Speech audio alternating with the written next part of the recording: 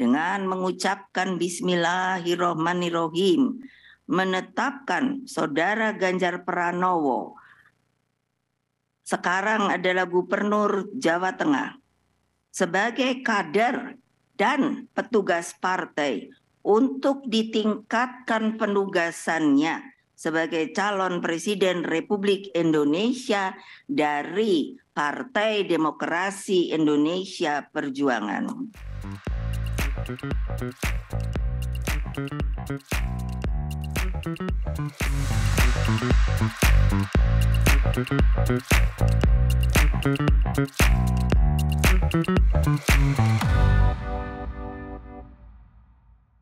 Halo teman-teman, dimanapun Anda berada, kembali lagi bersama saya Usi di acara Ngobrol Nalar. Pencapresan Ganjar Pranowo oleh PDI Perjuangan mengubah konstelasi politik menuju pemilu 2024. P3 yang selama ini tergabung dalam KIB bahkan mengumumkan dukungannya untuk Ganjar. Apakah PDIP akan menjadi poros politik baru? Bagaimana dengan Gerindra yang sejak awal mendeklarasikan Prabowo Subianto sebagai capres? Dengan siapa Gerindra bakal berkongsi?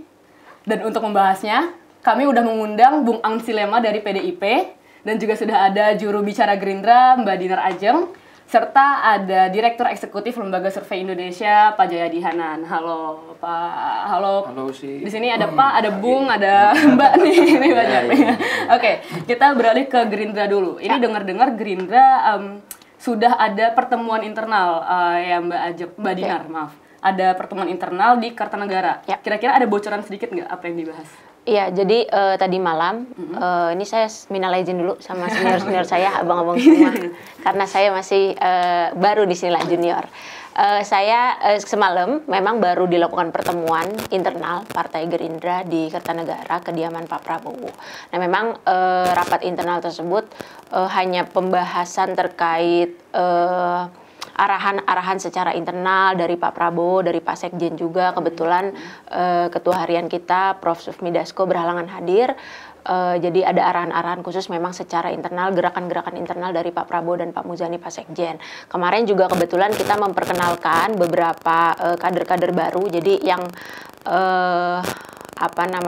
yang ada yang keluar, ada yang terbarukan gitu. Jadi kalau ada pangeran yang keluar, terus ada pangeran yang masuk. Ada kemarin diperkenalkan L yang masuk ke Gerindra dan Pak Iwan Bule yang baru masuk. Jadi sebenarnya masih dalam kapasitas pembahasan-pembahasan internal aja. Arahan-arahan ke depannya seperti apa. Dan kan ada pembahasan. Kalau presiden kita dari awal udah komit. Dari Rapimnas 2022 Gerindra tuh sudah sepakat, kader-kader semua dari tingkat ranting PC, PAC, DPD semua sepakat struktural secara keseluruhan bahwa kita memang mendukung Pak Prabowo Subianto sebagai capres dari Gerindra dengan variabel-variabel yang kita nilai memang Pak Prabowo cocok dan pantas sebagai calon presiden. Jadi udah saklek pokoknya Prabowo capres. Saya rasa juga ada beberapa partai yang memang saklek ya untuk mendeklar bahwa sosok A menjadi capres di partainya masing-masing. Begitu pula juga dengan Gerindra. Gerindra punya pertimbangan tersendiri bahwa Pak Prabowo memang punya kapabilitas dan kemampuan integritas yang mumpuni, lebih dari mumpuni. Jadi beliau kita anggap udah ini memang Pak Prabowo cocok untuk menjadi capres. Nggak mungkin ya.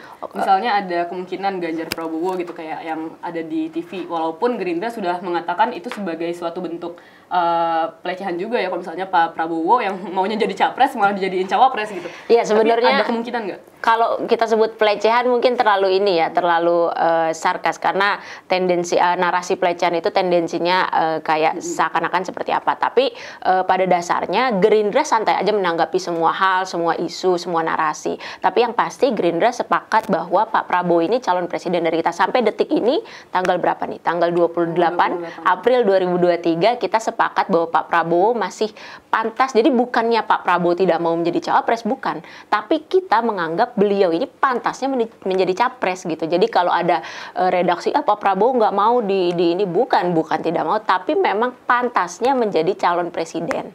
Dari Gerindra kita sudah sepakat semua kader dan Pak Prabowo mengimani dan juga mengaminkan hasil dari Rapimnas 2022 tahun lalu bahwa seluruh kader Gerindra mendorong beliau, sepakat untuk mendorong beliau sebagai calon presiden dari Partai Gerindra.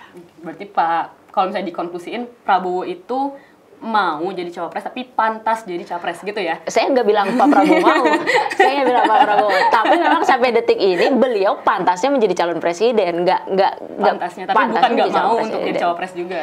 Kalau ya komunikasi politik ke depannya kan kita tidak akan tahu. Tapi Pak Prabowo memang pantasnya menjadi calon presiden sesuai dengan hasil Rapimnas 2002 yang lalu semua kader berkumpul menjadi satu mengusulkan beliau untuk menjadi calon presiden dengan variabel-variabel yang jelas dan nyata, integritas, kapabilitas beliau sebagai Menhan dan di luar Menhan. Oke. Gerindra pokoknya harus saklek ngasih Pak Prabowo sebagai capres. Sampai detik ini. Sampai detik ini. Bagaimana dengan PDIP, Bung Ansi? Apakah Ganjar saklek juga jadi capres? Kan kalau misalnya katanya Sekjen bilang mau sampai matahari terbit dari barat pun gitu kan, nggak akan berubah Bu Megawati mengusungkan Ganjar. Akan tetap jadi capres, Pak? Saya kira sikap PDI Perjuangan sudah jelas ya. Pertama, PDI Perjuangan itu adalah partai pemenang pemilu. Dan bukan cuma sekedar menang. Menang di atas 20% dan PDI Perjuangan itu adalah satu-satunya partai yang punya golden ticket.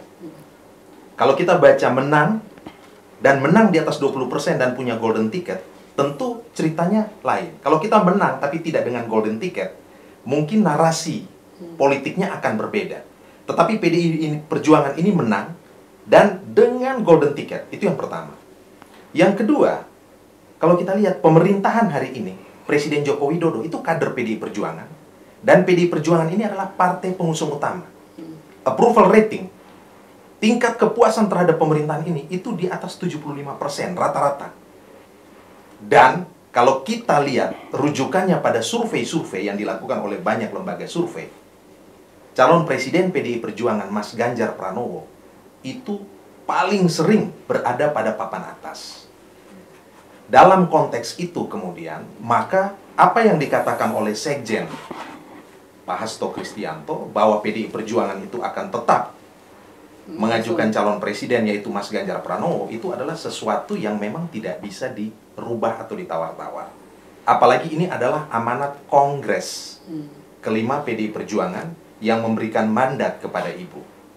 Yang kedua, proses mengumumkan Mas Ganjar sebagai calon presiden ini adalah proses yang berlangsung cukup panjang. Lama itu ya, ditunda-tunda ya soalnya.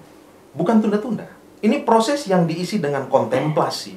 Ada proses spiritual di sana. Mempertimbangkan banyak sekali faktor. Bicara dengan banyak tokoh. Termasuk juga mempertimbangkan aspek-aspek akseptabilitas, elektabilitas yang direkam oleh lembaga-lembaga survei. Dan tentu, apa yang disampaikan oleh Ibu Mega, ini sebenarnya juga dalam tanda petik, ini menjawab apa yang menjadi harapan mayoritas masyarakat Indonesia. Dan esensi dari partai itu kan menjadi wadah pembibitan calon pemimpin bangsa. Dan kami PDI Perjuangan memang sejak lama menyiapkan kader-kader kami untuk menjadi presiden, wakil presiden, menjadi pemimpin pada skala lokal maupun nasional. Untuk itulah maka ada sekolah partai, ada silabusnya, ada kurikulumnya, ada pendidikannya. Maka kata kunci pada saat Ibu Megawati mengumumkan pencapresan Mas Ganjar, beliau katakan saat ini PDI Perjuangan ya meningkatkan penugasan Ganjar Pranowo dari Gubernur Jawa Tengah menjadi calon presiden. Tapi Bung, penasaran juga terkait tadi bahwa banyak pertimbangan-pertimbangan ya sebelum akhirnya mengumumkan Ganjar presiden calon presiden di 2024 nanti. Terkait elektabilitas dan akseptabilitas tadi. Ganjar ini pas diumumkan oleh PDIP itu ketika surveinya mengalami penurunan akibat isu tentang Israel dan pelarangan FIFA, penundaan dan lain-lain itu. Ya, kalau misalnya survei, ya kenapa nggak diumumkan dari pas Ganjar itu memiliki elektabilitas tinggi gitu? Kenapa harus pas saat turun? Tentu memang menentukan pemimpin nasional untuk Indonesia yang sangat luas ini dengan dinamika persoalan yang tidak sederhana. Ya, 240-an juta rakyat Indonesia tentu butuh waktu untuk betul-betul selektif sehingga keputusan yang dilahirkan itu betul-betul keputusan yang berasal dari pertimbangan rasional. Ibu mengatakan ini sudah menggunakan akal yang jernih dan hati yang bening. Dan Ibu bicara dengan banyak pihak. Dan juga kami juga melihat bahwa ya kalau survei dilakukan dengan benar, dengan metodologi yang kredibel, akuntabel, tentu itu juga menjadi rujukan bagi kami untuk kemudian memutuskan siapa calon presiden kami. Jadi yang namanya survei itu kan dinamis. Naik turun, kadang di atas, bisa di tengah, bisa di bawah. Ya, survei itu kan esensinya kan memotret persepsi publik. Ya, atau kecenderungan pemilih pada suatu konteks tertentu. Ya. Ada suatu gejala atau ada suatu realitas faktual apa itu kemudian berpengaruh atau tidak. Nah, tetapi dinamika politik ini kan masih terus berjalan. Nah, kita masih perlu menunggu pasca pengumuman Mas Ganjar sebagai calon presiden oleh PDI Perjuangan ini, kita masih akan melihat kira-kira persepsi publik. Apakah malah justru akan ini akan gitu seperti ya? apa? Kan seperti itu. Tetapi yang perlu kita garis bawahi, sebenarnya rakyat Indonesia selama ini itu menanti-nanti dan mata mereka itu tertuju kepada Ibu Megawati Soekarno Putri. PDI Perjuangan kapan akan mengumumkan itu dan siapa calon presidennya? Termasuk mata saya kayaknya. Saya masih tetap menanti-nanti. Oke, kita beralih ke Pak Jayadi dulu, Pak. Ini karena udah ada Pak Ganjar, sudah ada Pak Prabowo. Apakah kira-kira kontestasi politik 2024 ini akan jadi cuman mengerucut dari yang 4 calon, tadinya ada Pak Erlangga juga gitu, menjadi 2-3 calon aja, Pak? Akan mengerucut nggak? Masih mungkin 2-4. Sampai 4? Secara di atas kertas ya, masih mungkin di atas kertas masih mungkin 2-4. 4 ini siapa jadi Pak? Berarti, tiga-tiga itu maju, dan tiga-tiga ini maju wajar ya, karena mereka selalu 3 teratas. Seperti kata Bung Ansyi tadi bahwa partai-partai juga mempertimbangkan aspirasi rakyat ya, yang terekam melalui lembaga-lembaga survei yang kredibel. Tapi bisa tetap ada tambahan satu lagi, kalau Golkar tidak mau jadi cawapres gitu. Artinya Golkar, Pak Erlangga dalam hal ini tetap mau nyapres sesuai dengan keputusan internal Golkar, maka Golkar bisa mencari salah satu kawan kan untuk berkoalisi. Atau kalau Golkar mau jadi cawapres, tapi cawapresnya nggak diterima baik oleh Pak Prabowo, oleh Pak Ganjar, apalagi oleh Pak Anies kan ya. Jadi kalau itu tidak terjadi, maka ada kemungkinan Golkar membentuk poros sendiri. Kalau itu yang terjadi berarti 4 kan. Tapi masih ada kemungkinan juga 2. Karena satu, saya dengar dari sekjennya Bung Ansyi bahwa Bang Hasto beberapa kali dalam kesempatan di media menyatakan enaknya atau akan bagus kalau cuma 2 pasang. Jadi ada keinginan seperti itu, tuh boleh aja keinginan seperti itu kan, tapi kan tergantung konstelasinya. Pak Jokowi itu yang pertama, yang kedua Pak Jokowi yang dihormati oleh semua partai, terutama yang bukan hanya PDIP tapi juga KIB dan KIR ya. Itu tampaknya ada upaya untuk memasangkan Ganjar dengan Prabowo. Ya. Ada kelihatan upaya seperti itu. Meskipun tentu itu lagi-lagi tergantung konstelasi. Nah, kalau itu terjadi masih mungkin 2 pasang gitu kan. Ini di atas kertas. Tapi perkembangan ke depan untuk sementara ini memang yang paling masuk akal sementaranya ada 3 itu. Kenapa? Karena 3-tiganya dianggap sebagai putra terbaik oleh masyarakat melalui aspirasi yang direkam oleh lembaga-lembaga survei. Yang kedua, 3-tiganya juga sekarang sudah dideklarasikan secara lebih definitif sebagai capres ya. Jadi maka lagi-lagi masih ada kemungkinan 2 atau 4 itu ke depan, ya? Tergantung bagaimana perkembangan komunikasi politik antar partai ini ke depan gitu. Yang pasti yang akan lebih dinamis itu adalah hubungan antara partai-partai di luar koalisi perubahan. Kalau koalisi perubahan itu tampaknya barrier dia untuk berpindah atau bersama dengan partai di dalam koalisi di luar itu lebih besar, meskipun bukan tidak mungkin gitu. Jadi yang menarik nanti akan memperhatikan dinamika hubungan antar partai, hubungan antar pemimpin di 6 partai anggota koalisi Pak Jokowi di luar Nasdem. Ya kan 6 tuh, 7 dikurang 1 jadi 6, yaitu PDIP, kemudian Golkar, Gerindra, P3, PAN dan PKB. 6 ini. 6 inilah yang bisa mengubah konstelasi apakah pertarungan atau kompetisi 2024 untuk Pilpres itu menjadi hanya 2 atau hanya 3 atau bisa menjadi 4 gitu ya? Kalau misalnya Pak Jayadi ini juga ada yang mengatakan persepsi bahwa Pak Jokowi tadi kan sempat menyinggung Pak Jokowi ya. Pak Jokowi ini juga ingin mencalonkan Pak Prabowo. Jadi Ganjar, Prabowo, Anies karena Pak Jokowi itu ngerasa gak percaya kalau misalnya Ganjar sama Anies ini head to head akan menang. Jadi ada opsi Pak Prabowo di situ. Itu gimana Pak? Kalau kita lihat elektabilitas ketiganya, memang memang agak sulit menentukan kalau tiga-tiganya maju. Sampai hari ini secara statistik masih sulit untuk ditentukan siapa yang bakal masuk putaran kedua, ya. Karena jarak ketiganya itu masih dekat-dekat banget. Misalnya dalam rilis survei terakhir LSI, Bung Ansi, itu Pak Prabowo di angka 32. 30 ya. Kemudian Pak Ganjar di angka 27, selisih 3. Pak Anies di angka 26. Coba bandingkan antara yang nomor 3 dengan nomor 1 aja, itu jaraknya cuma 5%. Margin of error survei di Indonesia itu rata-rata kan 2,9 atau 3. Berarti selisih dari nomor 1 ke nomor 2 itu cuma berada di dalam 2 kali margin of error, yang berarti bahwa kita nggak tahu sebetulnya siapa yang bakal unggul karena tidak ada yang dominan.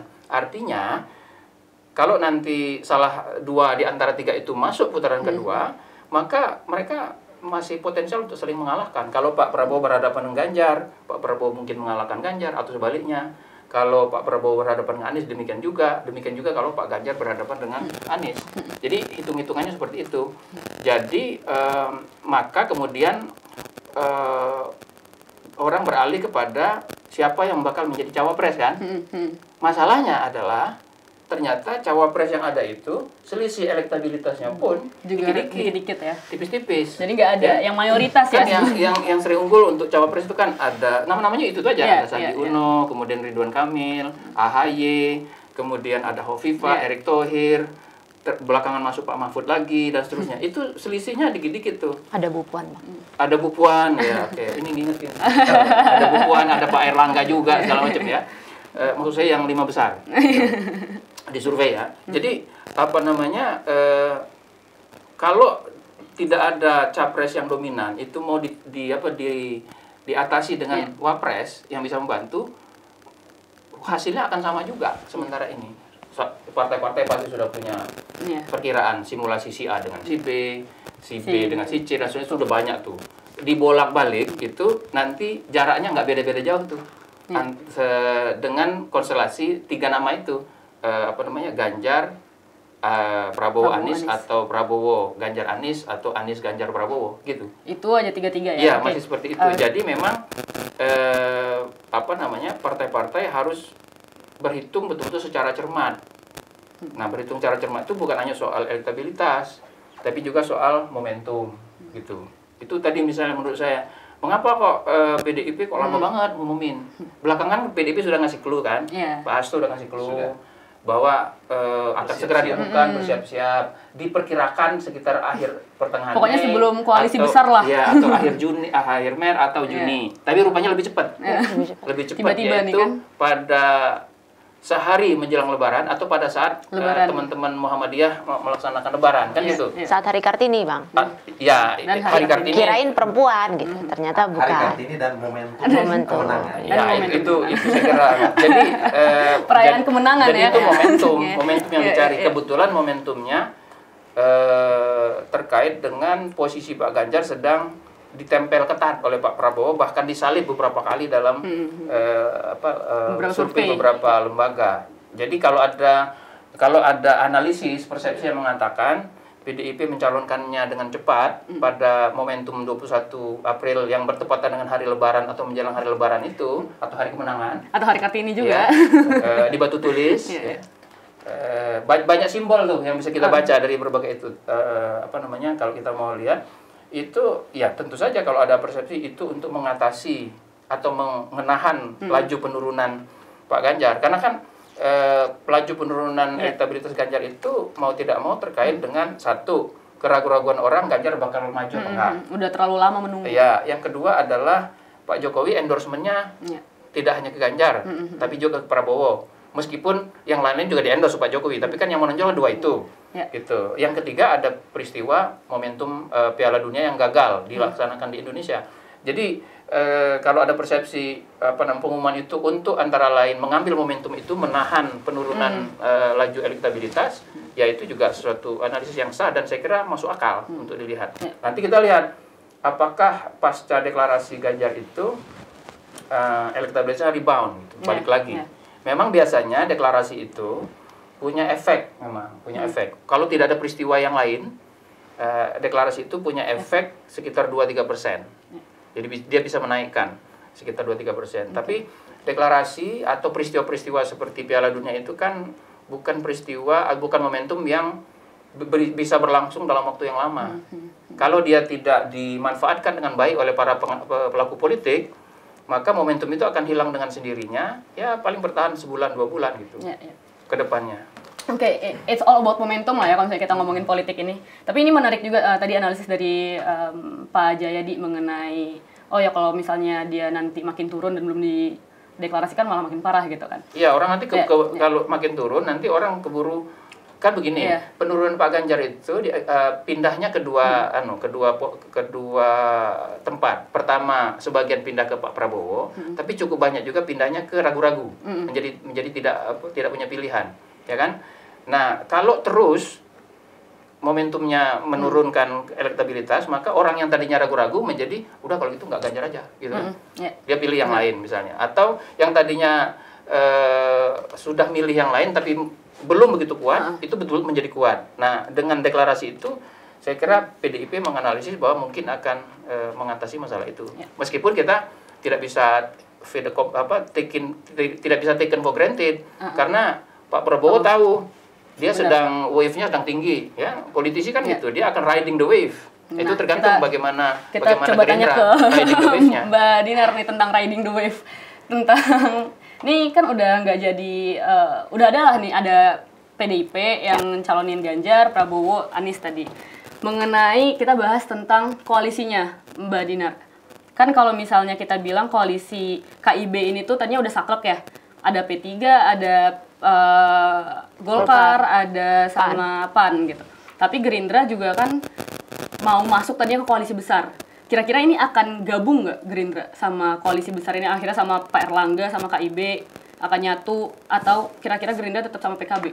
Iya, saya rasa kalau bicara soal koalisi besar atau orang sebut koalisi kebangsaan namanya, saya rasa itu masih dalam tahap komunikasi politik ya. Bahkan sampai tadi malam pun KIB masih bertemu dengan 3 partai, Golkar, PAN dan juga P3. Nah, saya rasa belum sampai di tahap apakah Gerindra atau Pak Prabowo akan join dalam koalisi besar atau koalisi kebangsaan tersebut, karena memang sampai detik ini Gerindra sendiri masih komit solid dengan koalisi Kebangkitan Indonesia Raya bersama PKB.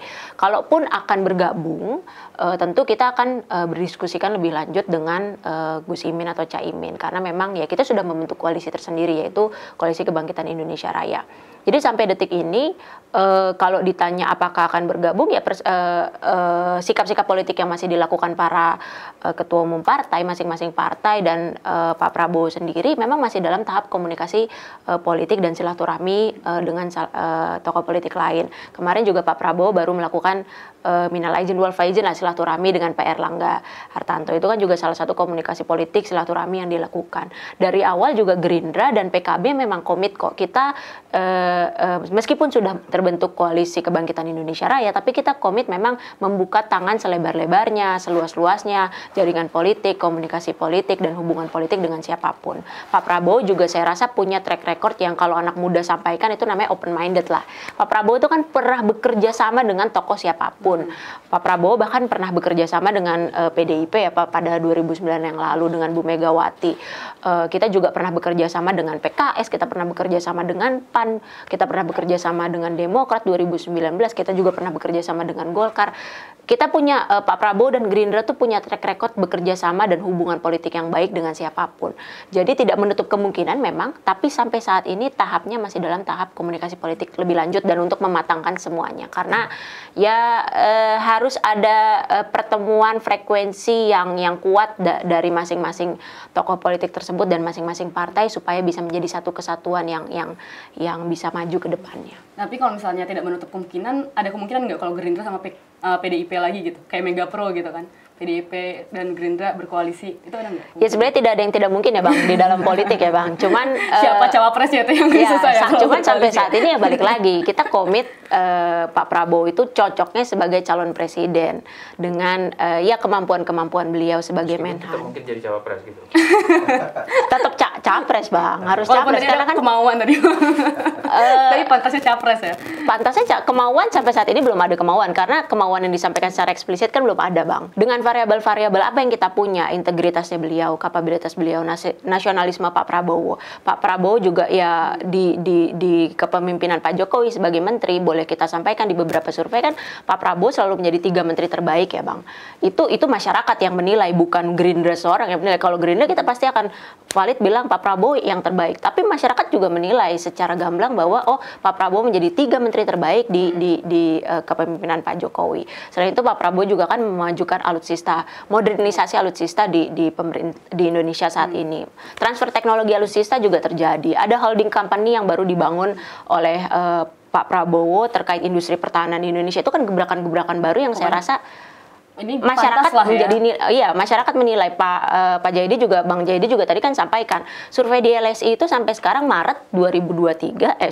April 2023 Pak Prabowo itu tertinggi. Ada juga survei indikator politik yang menyampaikan bahwa Pak Prabowo juga tertinggi dari kandidat-kandidat capres lain. Saya rasa kalau tadi Bang Hansi sampaikan ya survei itu kan dinamis sementara, betul Bang, survei itu dinamis sementara, gambaran sementara. Tapi saya rasa gambaran sementara ini boleh saya sampaikan itu menjadi gambaran masyarakat saat ini bahwa trust kepada Pak Prabowo, kepercayaan kepada Pak Prabowo itu nggak bisa diganggu-gugat dan nggak bisa diragukan. Kita balik lagi. Survei itu dinamis, tapi kalau kita lihat 3 teratas nggak dinamis, 3 itu aja. Iya, 3 itu aja. Tergantung juga Pak mau survei apa nih. Kadang kayak SMRC dia juga. Kalau 3 itu kan Mas Anies kan sudah beberapa bulan sebagai calon presiden, ya kan. Pak Prabowo juga sudah beberapa kali ya.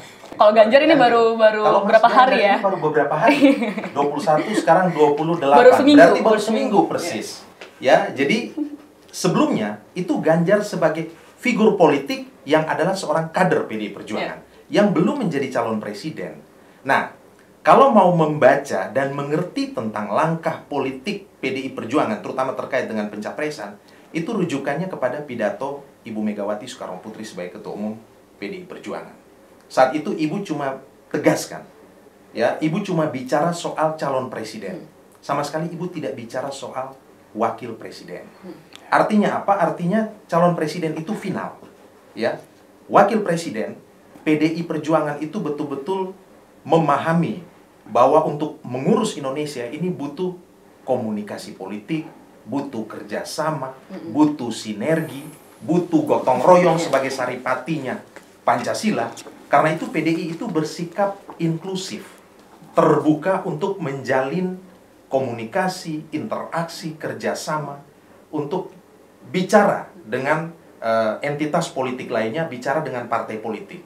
Apalagi kan undang-undang kita jelas, calon presiden dan wakil presiden itu diajukan atau didukung, diusung oleh partai politik ataupun gabungan partai politik. Nah, masalah gabungan partai politik, Bung Ansi, kira-kira PDIP nih udah ada 4 partai nih Bung yang mendeklarasikan Ganjar juga nih. Ada P3, ada PSI, yang pertama tuh ada Hanura dan sekarang PDIP gitu. Akan berkoalisi kah PDIP dengan mereka bertiga? Yang pertama terus terang PDI itu lebih menggunakan istilah kerjasama ya. Karena penggunaan koalisi ini, terminologi ini menurut kami itu tidak pas ya, itu parlementer lah ya. Jadi kita ingin membangun kerjasama dengan spirit presidensial. Ini menjadi kata kunci. Yang kedua, mohon maaf, kerap kali penggunaan istilah koalisi itu mengalami degradasi makna. Karena seolah-olah koalisi itu sekedar transaksi kekuasaan, sekedar bagi-bagi kekuasaan di hulu. Ya. Jadi kalau bicara soal kerjasama, PDI Perjuangan terbuka. Tetapi sikap keterbukaan PDI Perjuangan itu tentu dengan persyaratan. Bagi kami, politik itu bukan sekedar angka-angka. Betul, survei elektabilitas itu perlu, tetapi juga perlu politik itu menyangkut nilai, menyangkut values. Kalau menentukan calon presiden, kami sangat reflektif, kontemplatif, dan orientasinya menghasilkan pemimpin yang betul-betul bisa sesuai dengan harapan dan ekspektasi publik. Demikian pula dalam proses menentukan teman untuk bekerja sama dan berjuang bersama, dalam hal ini wakil presiden juga.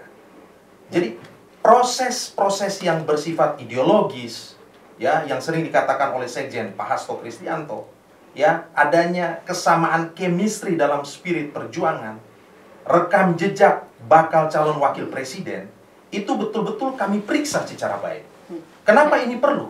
Karena politik itu sejatinya bukan sekedar soal how to get power saja, tetapi juga lebih dari itu soal how to use power.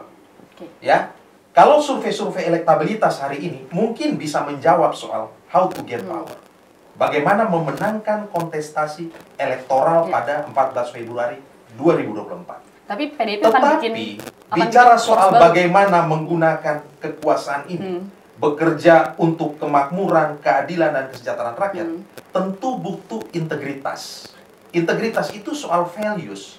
Bagaimana relasi seorang pemimpin dengan nilai-nilai utama yang hidup dalam dirinya. Itu harus diperiksa lewat rekam jejaknya. Selain integritas, kapasitas.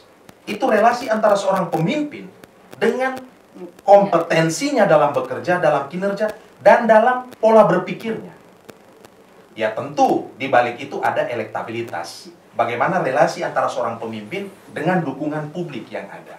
Jadi PDI Perjuangan itu betul-betul hari-hari ini itu benar-benar mencermati, membuka diri, bahkan pada saat mendeklarasikan itu, Ketua Umum kami Ibu Megawati Soekarno Putri itu secara eksplisit telah menugaskan kepada Mas Prananda Prabowo selaku Kepala Situation Room untuk memonitor berbagai dinamika, ya, pergeseran konstelasi politik untuk kemudian bisa dianalisis oleh tim khusus PDI Perjuangan dan menugaskan Ibu Puan Maharani sebagai Ketua DPP di bidang politik untuk melakukan konsolidasi internal demi kerja-kerja pemenangan Pileg maupun Pilpres di 2024 nanti. Berarti akan ada poros baru yang dibuat PDIP, Bung? Ya, PDI ini sekarang terbuka saja untuk berkomunikasi. Kemarin kami berterima kasih Hanura, Pak Oso, Ketua Umum itu sudah bicara. P3 memberikan juga dukungan. P3 juga sudah bicara. Dalam waktu dekat tentu pertama tuh. Ya, PSI sebelum ini juga sudah bicara seperti ini. Kami terus terang mengapresiasi semua dukungan partai politik ini. Tetapi kembali lagi bagi kami, politik itu bukan cuma sekedar angka-angka, tetapi soal value, soal nilai. Tantangan kita ke depan, mulai lokal, nasional, global ini luar biasa. Kita punya masalah dalam krisis energi, krisis pangan, ancaman global, dan sebagainya. Nah ini calon presiden, wakil presiden, komitmen, konsistensi mereka seperti apa? Belum lagi kalau kita bicara aspek kontinuitas, keberlanjutan, estafet kepemimpinan dari Presiden Joko Widodo, yang saat ini kita tahu beliau adalah kader tulen PDI Perjuangan. Tentu kita juga bisa meyakinkan, memastikan bahwa rekan-rekan perjalanan kami, kerjasama ini kan harus betul-betul bisa dipercaya. Satu frekuensi, ya. Orang kalau mau menikah aja kan ada kriteria bibit bobot bebet kan gitu. Jadi memang kualitas itu betul-betul harus selalu dijaga. Dan PDI Perjuangan itu memperhatikan semua aspek ini. Sehingga kemudian tidak salah dalam mengambil keputusan ke depan.